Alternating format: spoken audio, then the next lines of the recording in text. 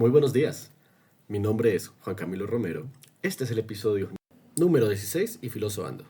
Filosofando porque después de un largo camino que han tenido la virtud, la paciencia y la curiosidad de seguir conmigo, finalmente hemos llegado al primer gran eslabón de esta cadena de la historia de la filosofía, que a principios de este proyecto para mí no era más que una ilusión, la idea de poder sentarme, leer, escribir, hablar y grabarme del gran maestro, de quien discutiremos el día de hoy, famosísimo Sócrates. Pero, como es casi un pecado en mi opinión, discutir a alguien fuera de su contexto histórico, antes de entrar en Sócrates voy a hacer un pequeño paréntesis que espero me perdonen para hablarles de un nombre que a lo mejor han escuchado, a lo mejor no tanto como el de Sócrates, pero que su importancia histórica, como para nuestro interés en este podcast, es indiscutible. Este siendo el señor Pericles. Pericles, alguien que viviría desde el año 449 hasta el 429 antes de la Edad Moderna, habría sido de tal influencia y de tal magnitud que su corto gobierno es lo que es llamado la Edad Dorada de Atenas. Muchas veces cuando pensamos en Atenas y vemos estas estatuas de mármol, estas columnas espectaculares, estas personas sentadas discutiendo el inicio de la democracia moderna, la filosofía en auge, las obras de teatro, el nacimiento de la comedia, de la tragedia, todo esto sucede bajo el reino de Pericles. Pericles fue un hombre de acomodada situación que a sus 30 años sería nombrado el general de Atenas por su capacidad estratégica, de hecho a él le decían el estratego, y su capacidad de organizar a la población de tal forma que todos eran efectivos defendiendo, construyendo, pero que también querían hacerlo. Pericles parecía ser una figura de estas por las cuales las personas buscaban luchar y crecer.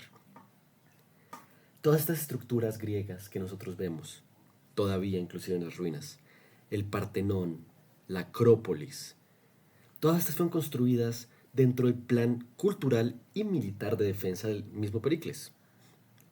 Pericles inclusive cambiaría la estructura aristocrática del gobierno por una más democrática, abriendo posiciones civiles a todos los ciudadanos, ojo, ciudadanos, lo cual significa esclavos y mujeres, tal vez no, a todos los ciudadanos, independientemente de su clase social. Su legislación, porque también legislaba, siempre fue a favor de la libertad y la equidad de personas para los ciudadanos de nuevo.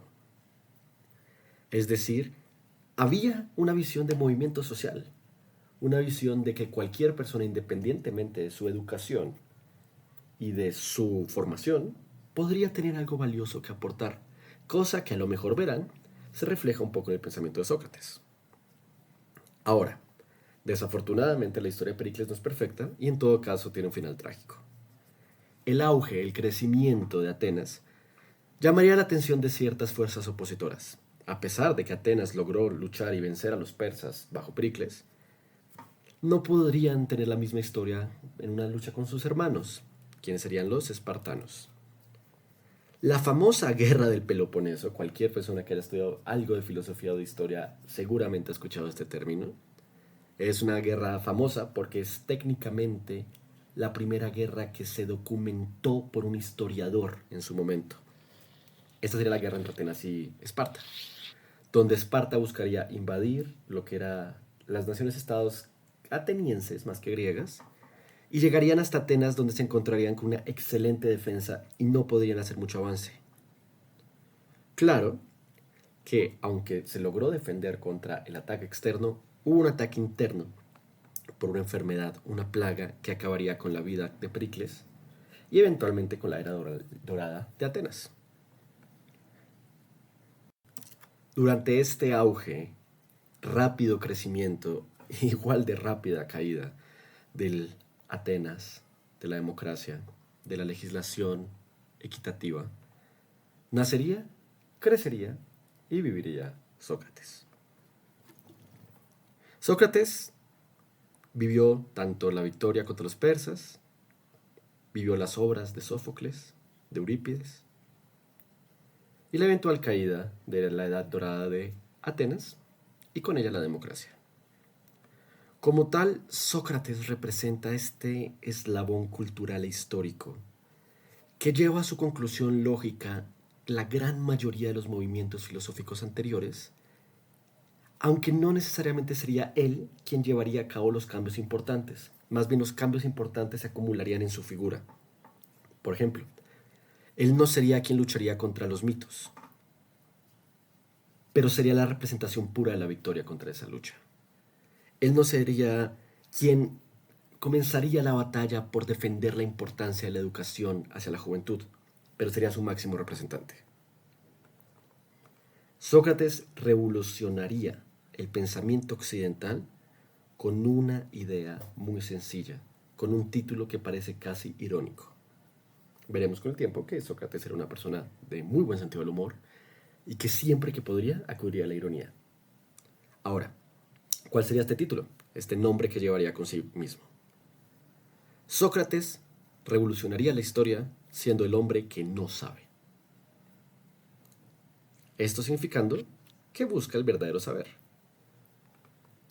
La famosa frase de Sócrates, yo solo sé que no sé nada. Históricamente malinterpretada, subestimada, la discutiremos un poquito más adelante.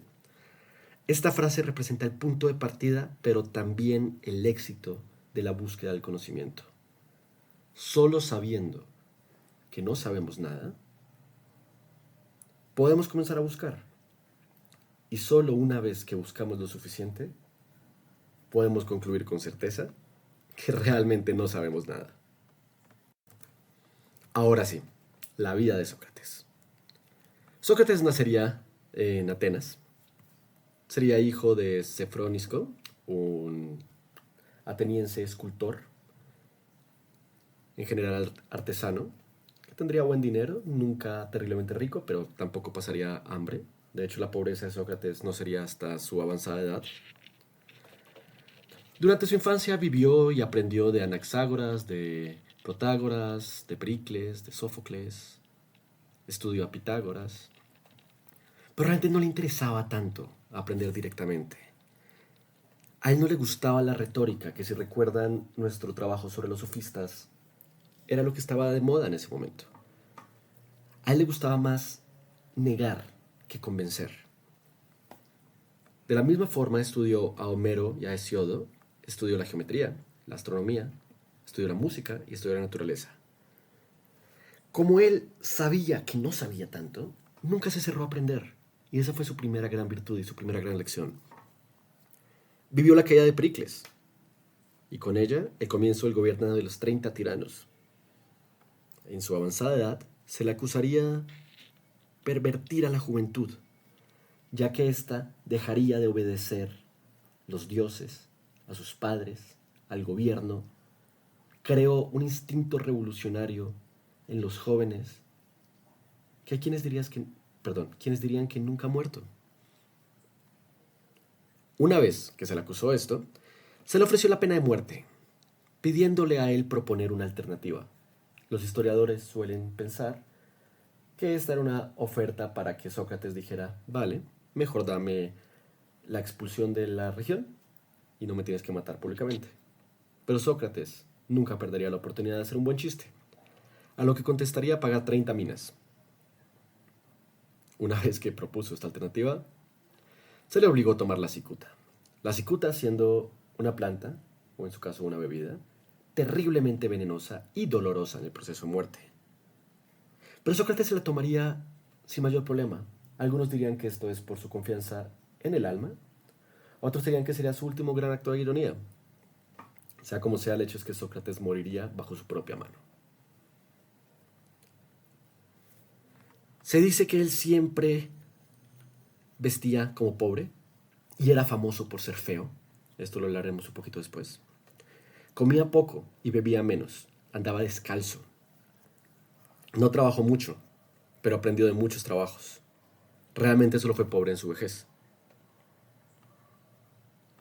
Es curioso porque sería como esta primera gran figura occidental que a lo mejor inclusive podría recordar a Jesucristo o a los franciscanos. Solo soltando esa idea ahí. De todo lo que hemos hablado hasta ahora, no solo en este capítulo, sino en la historia del podcast, Sócrates tomaría mucho. En todo caso, si por algún motivo estás llegando a este episodio como el primero, tal vez te recomendaría que revises un poquito los capítulos pasados de Grecia. De Tales y de Heráclito, tomaría el orden maravilloso que reina el universo. De Heráclito y de Anaxágoras proviene la idea de la razón suprema que rige el universo. De Parménides, la contraposición de los sentidos y la razón. De Pitágoras tomaría la preexistencia de las almas. Ahora, Sócrates, siendo una de estas grandes figuras, como hemos visto en casos como Confucio, Lao Tzu, él no escribió. Él consideraba, o dice Platón que él consideraba, que la escritura era letra muerta y que el verdadero valor estaba en la conversación. Dado a esto, lo que sabemos de él vienen de muchas fuentes, pero fuentes de que hayan vivido, que lo hayan conocido y hayan podido hablar con él y lo hayan escrito, son solo 3. Ojo, estos 3 solo coincidirían en su edad avanzada. El primero sería Platón, quien va a tener su propio capítulo, si no es que varios, y del que nos hablará mucho. El segundo sería Jenofonte y el tercero sería Aristófanes. Ahora, hay problemas con cada uno de ellos. Aristófanes, en su más pura esencia, era un comediante y alguien que hacía parodias. Por lo tanto, es difícil saber qué tanto de lo que vemos de Sócrates a través de Aristófanes es Sócrates y cuánto es una burla de Sócrates. El problema con Platón es que este llegó a idealizarlo casi como un dios. Y hay quienes acusan a Platón de utilizar a Sócrates como un portavoz de sus ideas. Finalmente, Jenofonte contradice mucho lo que dicen los otros dos. Normalmente Jenofonte diría que, por ejemplo, Sócrates tenía cero interés por la metafísica. Platón diría que ese era uno de sus principales intereses. Todo esto para decir que Sócrates es su propio enigma de la filosofía. Casi todos los grandes filósofos han escrito algo de él. Es este punto de rompimiento donde se vuelve casi una pregunta perenne. ¿Quién es Sócrates? ¿Qué hizo Sócrates? ¿Por qué es importante? ¿Por qué hoy en día seguimos hablando de él? Yo diría que Sócrates es casi análogo a su misión. Él quería poner en evidencia la actitud filosófica. Dudar siempre, dudar de vos, de todo. Dudar de aprender, pero buscar aprender. Siempre ser humilde. Enseñar lo suficiente para que tus estudiantes lleguen a sus propias conclusiones y aprender de ellas. Hay 2 momentos, figuras, conceptos medio místicos que marcarían la vida y el estudio de Sócrates. El primero es Sócrates, en su eterna curiosidad, iría con el oráculo de Delfos. El oráculo le diría que él estaba destinado para ser el hombre más listo del universo. Sin embargo, que lo que él necesitaba hacer para eso era conocerse a sí mismo. Esta idea, junto con una pequeña figura que Sócrates llamaría el daimon, son las que más producen una duda entre dónde acaba la historia, dónde comienza la leyenda. Sin embargo, son importantes. El daimon, hay quienes lo describen como un olfato misterioso, que era un genio, una idea, una vocecita en la mente de Sócrates que le ayudaba a encontrar. Jenofonte habla del daimon como un sustantivo, Platón como un adjetivo, Cicerón lo traduce como divinidad genial. Lo poco que sabemos es que el daimon es una vocecita que Sócrates decía escuchar desde muy joven, que era algo que le prohibía más de lo que le proponía, que le decía que no hacer, que no ver. Lo disuadía más que prohibir, lo dirigía hacia lo bueno, hacia el actuar. Sócrates dice que es algo que escuchó toda su vida, que era impredecible y que actuaba de repente, no era una voz que escuchara todos los días. Es el primer caso en la historia de la filosofía que alguien habla de una voz como esta, de un instinto, una conciencia, un genio, como lo queramos ver. Daimon para los amigos. Junto a la misión de Sócrates, junto a la instrucción del oráculo, junto a la existencia del daimon, Sócrates, en una frase, es la interioridad como el inicio del filosofar. Lo más socrático que existe es la llamada interioridad del hombre. El principio fundamental de esto consiste en reconocer la propia ignorancia y en reflexionar sobre el propio yo para conocerse. Antes de buscar leer el destino en las estrellas, habría que preguntarse nuestra razón, nuestra libertad, nuestra capacidad de buscar el destino en las estrellas. Ya que no es algo que esté allá afuera, es algo que está dentro de nosotros. Esto llevaría a la invención y al uso que todavía existe del famoso método socrático. Hagamos un poquito de memoria. Los primeros filósofos buscaban el arejé, la naturaleza de las cosas. Después Anaxágoras pasó a buscar el nu, el pensamiento. Los sofistas pasarían a buscar la importancia del hombre. Y Sócrates tomaría todo esto y arrancaría para crear la disciplina del estudio de la naturaleza humana, no la antropología. Esa sería un estudio de la naturaleza humana mediante el diálogo abierto y sincero. El método socrático inicialmente nace como lo contrario al método de la heurística sofista. Los sofistas buscaban discutir para convencer. Sócrates se descubre y discute para descubrir. El método socrático está en el diálogo, que para él se centra en saber preguntar bien y contestar mejor. Encontrar dentro de sí mismo y con quienes discute lo más cercano a la verdad del hombre. Como yo lo vería es, él te enseñó a pensar, no a discutir. Hay muchas universidades, muchas escuelas, la mía incluida, donde hay algunos profesores que te dicen, vale, vamos a hablar de X o Y concepto. ¿Qué crees tú que es esto? ¿Cómo explicarías tú la lectura previa? ¿Cómo discutirías tú tal tema? Y una clase completa puede ser una sencilla discusión de 1 hora entre alumnos queriendo impresionar y un profesor llenando su deber. Y dentro de esta discusión sale mucho más, se aprende mucho más, que a lo mejor se aprendería escuchando un audiolibro, a lo mejor escuchando una cátedra cualquiera. Esta sería la versión moderna del método socrático. El método como tal, muchos diferentes filósofos intentarían escribirlo, describirlo y decir cómo funciona. A mí me parece que el mejor y el más adecuado en esto fue Hegel, quien describiría este método en 3 principales pasos. Lo primero que se haría es producir la desconfianza frente a las premisas. ¿Cuáles son las premisas básicas de nuestro pensamiento? ¿Por qué son estas? ¿Qué tan válidas son? ¿Cómo las podemos desarmar? Después de esto, dar luz a un concepto puro y crear la confusión. Y finalmente, pasar de la confusión a la reflexión, acercándose un poco a la verdad, siguiendo la idea que vimos con Zenón, donde primero se desacredita, pero en este caso Sócrates lo lleva más allá, desacredita todo. Ahora sí, con la adición crucial de siempre partir de una hipótesis.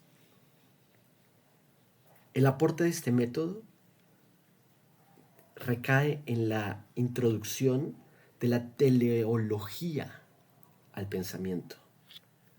La idea de que hay un orden inteligente y sabio dentro del universo que rige todo y que podemos aspirar a entender. Ahora, solo para abrir un poquito el método que acabamos de discutir, cuando hablé de los 3 pasos, a mí me parece que el más confuso es el segundo. Este es lo que se llamaría la mayéutica, que en etimología significa dar luz a la mente. ¿Qué es este paso? Para Sócrates, cada hombre dentro de sí tiene el principio que rige la realidad y por ende tiene el principio que rige la verdad. Solo hay que despertarlo en un concepto, en un acto de reminiscencia. Piénsenlo así un poquito. Digamos que ustedes son fieles y fuertes creyentes de Dios. Y para ustedes, el alma es parte de Dios y el alma está dentro de ti. Y es algo a lo que puedes acudir. Si yo tengo una pequeña parte de Dios dentro de mí, la lógica dictaría que puedo acudir a ella y a través de ella aprender las verdades místicas. Es muy similar a lo que pensaría Sócrates, solo quitando la parte que ahorita estamos hablando de un Dios cristiano. De hecho, es una filosofía que muchos monjes hoy en día siguen practicando, donde únicamente meditando con lo que tenemos adentro de nosotros aspiramos a tener la revelación divina. Para Sócrates, ese sería el segundo paso. Entonces, hablemos de un posible ejemplo. Digamos que yo quiero decir, no sé,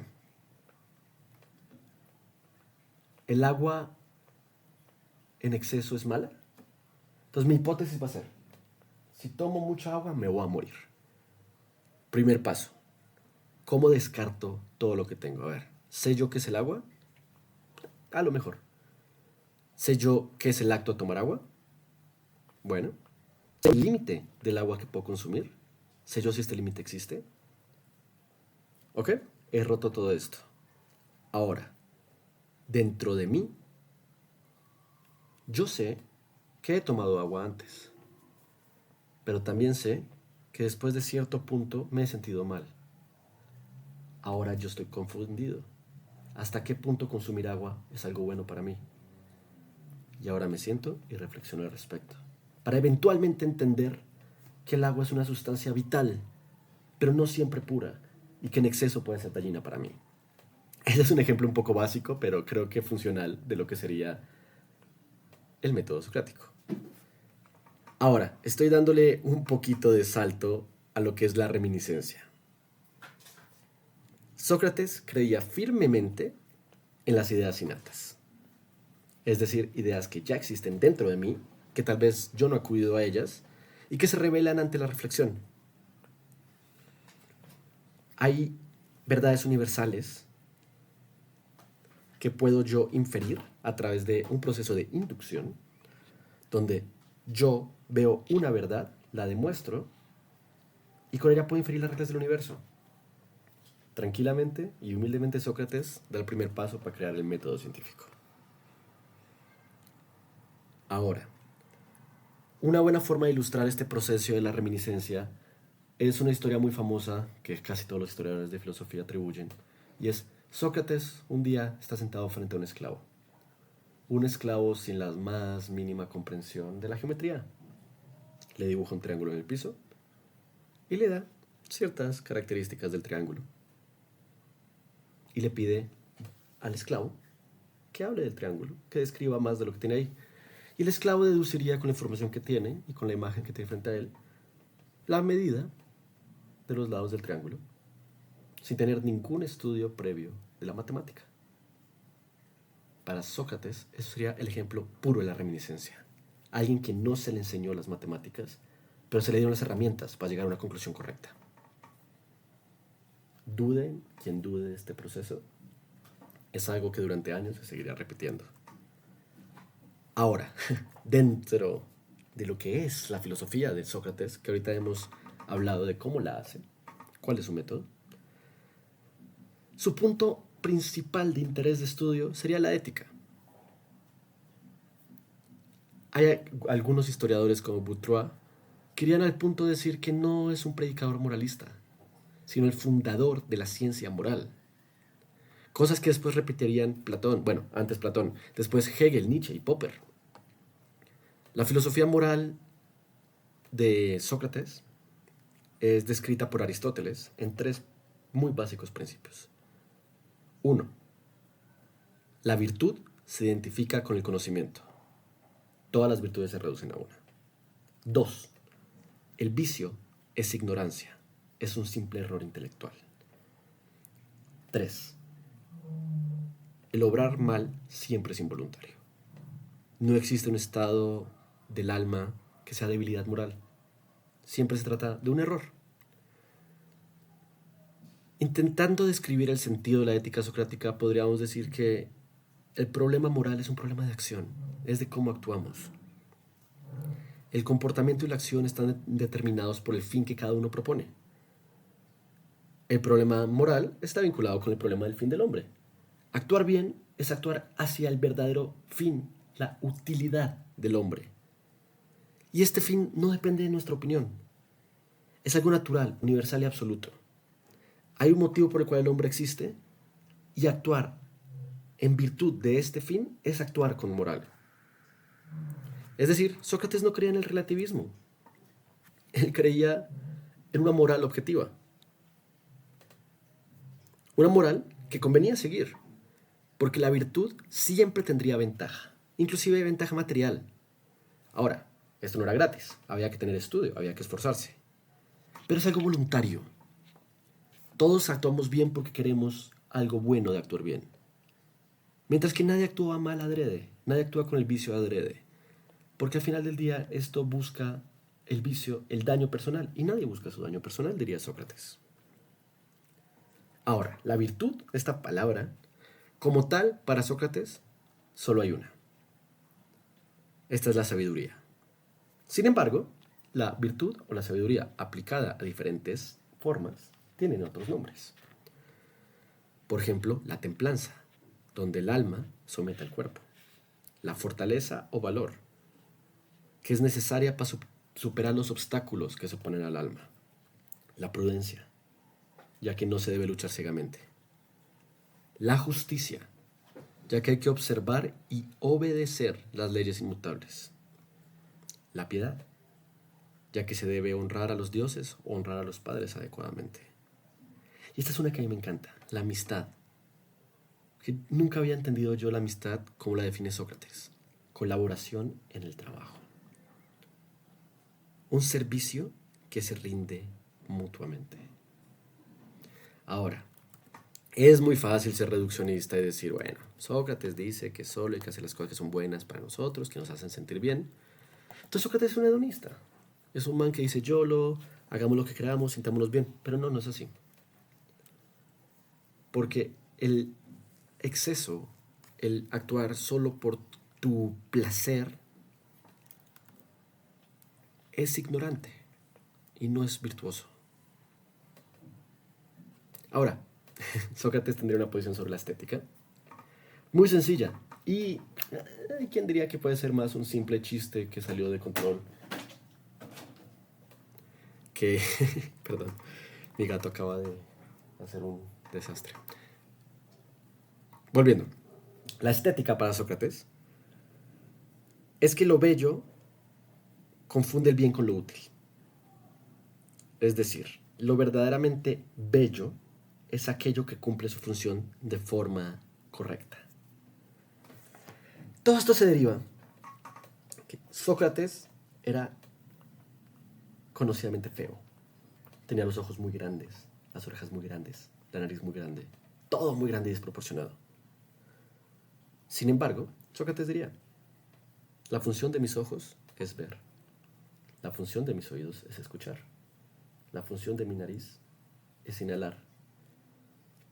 Su gran tamaño, lo saltón de mis ojos, lo pronunciado de mi nariz, me llevan a cumplir mejor la función que cada uno de estos órganos tiene y por consiguiente son más bellos. Más adelante veremos filósofos que dirán que lo bello es aquel que emula lo natural. Otras posibles interpretaciones. Para Sócrates era muy sencillo. Lo bello es lo que funciona bien. Pensemos en el ingeniero que ve una serie de válvulas y tubos espantosos y lo ve y dice, wow, esto es hermoso. ¿Por qué? Porque cumple su función de una forma óptima. Esa sería la estética para Sócrates. Un tercer y último tema en el que me detendría yo sobre Sócrates es, él discutió mucho el área teológica. Hablaría de la posible existencia de Dios, para él no posible, para él clara y evidente, y lo reduciría en tres argumentos que después serían retomados por la Iglesia Católica y que hoy en día se siguen utilizando. ¿Cuáles serían los 3 argumentos principales para Sócrates? 1. Todo tiene una causa final. Si todo tiene una causa final, es porque hay un plan divino. 2. El hombre es inteligente. No puede haber nacido de algo no inteligente. 3. En el universo hay leyes naturales. Hay leyes que, independientemente de tu opinión, se postulan y se cumplen. El hecho que estas existan presupone que tiene que haber un legislador y planeador divino. Sócrates no se mete mucho en quién es o qué es este dios. Rechaza a los dioses homéricos, pero no propone mucho de cuál sería. Sin embargo, esta filosofía sería retomada después por San Antonio, por San Agustín y Santo Tomás, perdón. Y formaría parte de la estructura de pensamiento que tenemos hoy en día. Y eso es lo más impresionante de Sócrates. Tantas y sencillas ideas que tiene, hoy en día formaron nuestra estructura social, nuestra forma de pensar. Y los invito a que anden filosos. Pensemos en el yo solo sé que no sé nada. ¿Qué tanto podemos saber de un tema para realmente decir si sí lo conocemos? O para realmente rechazar nuestra posibilidad de conocerlo. Yo recuerdo en mis estudios, tuve una clase de economía política y era particularmente de economía del comportamiento. Y hablaba de un estudio de un hombre que intentó robar un banco. Le dijeron que si se echaba jugo de limón encima, podría ser invisible y no sería percibido por las cámaras. Este hombre, en su ignorancia, haría el intento y obviamente sería descubierto. Y le preguntarían por qué hiciste caso. Y el man dijo, pues yo no sabía lo suficiente para saber que esto no era cierto. Lo vi hace 4 o 5 años y todavía lo pienso bastante seguido. Casi como el Imperio Romano. Y mi reflexión es, ¿realmente uno tiene que saber lo suficiente para entender cuando no sabe de algo? Piensen a lo mejor en su amigo que maneja tan mal que no sabe que conduce horriblemente y que es un riesgo en las aceras. Porque le falta el conocimiento básico para entender que su capacidad de conducir no es tan buena. Ahora piensen en el mejor piloto que conocen, en su Checo Pérez personal. Lo más probable es que esta persona no crea que es tan buen piloto como los perciben todos los demás. ¿Por qué? Porque su conocimiento es tan avanzado en su área que sabe que el techo al cual aspira sigue estando muy lejos de él. Esta es la pura esencia y, en mi opinión, lo más importante de Sócrates. La capacidad de saber tanto de algo que te lleva a la humildad de entender que te falta aún saber para saberlo todo. La pregunta de hoy les dejo. ¿En qué área saben lo suficiente ustedes para saber que no saben lo suficiente? Este es un momento muy emocionante para mí grabar este episodio, estar concluyendo y perdón, se fue un poquito largo. Les agradezco mucho todo este camino. Aquí comencemos a meter la velocidad, el segundo cambio en la caja del coche de la filosofía. Estoy intentando hacer un par de cambios. El primero de estos es abrir un Twitter donde pueden seguirnos, hacer preguntas, ver actualizaciones. Se llama Filosoando, sorprendiendo a muchos. Si pueden seguirlo, darle me gusta, lo que sea. Yo no sé mucho de redes, pero entiendo que ayuda a la marca. Se los agradecería mucho. Como siempre, un abrazo. Anden filosos.